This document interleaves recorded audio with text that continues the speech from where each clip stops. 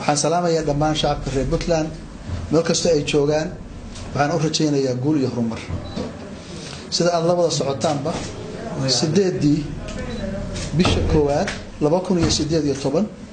maleeshiyada laga soo abaabulay maamulka Hargeysa ayaa waxay duulaan qaawan ku soo qaadeen dhulka Puntland waxayna duulaankaas ku qabsadeen deegaanka Tukarraq ee ka tirsan degmada Laascaanood ee gobolka Sool waxa xusid mudan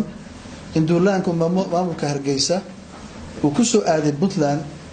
xilli uu booqasho rasmi ah Puntland ku joogo madaxweynaha dawladda federaalka Soomaaliyeed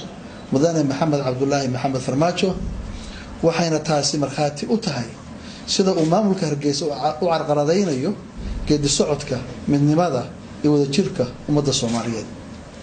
Puntland waxay ku mashquulsanayd la dagaalanka argagixisada caalamiga ee Shabaab iyo Daesh duulaanka maamulka Hargeysa ku soo qaaday Puntland wuxuu garab iyo gaashaan buuxa u yahay argagixisada caalamiga Puntland waxay culays ka saartay horumarka dalka iyo dubadhiskiisa mana doonayso inay daadiso dhiig Soomaaliyeed dawladda Puntland way ku filan tahay difaaca dhulkeeda iyo dadkeeda waxaana u sheegayaa maamulka Hargeysa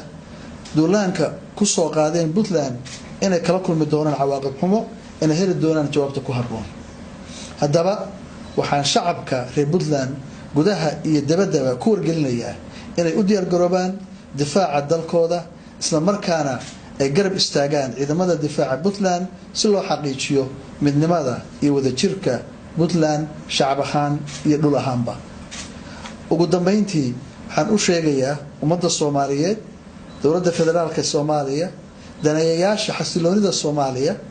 iyo beesha caalamkaba in maamulka Hargeysa uu mas'uul ka noqon doono cawaaqib xumada ka iman doonta duulaanka qaawan ee ku soo qaadeen deegaanka Puntland wabillahi tawfiiq assalamu alaykum warahmatullahi wabarakatuh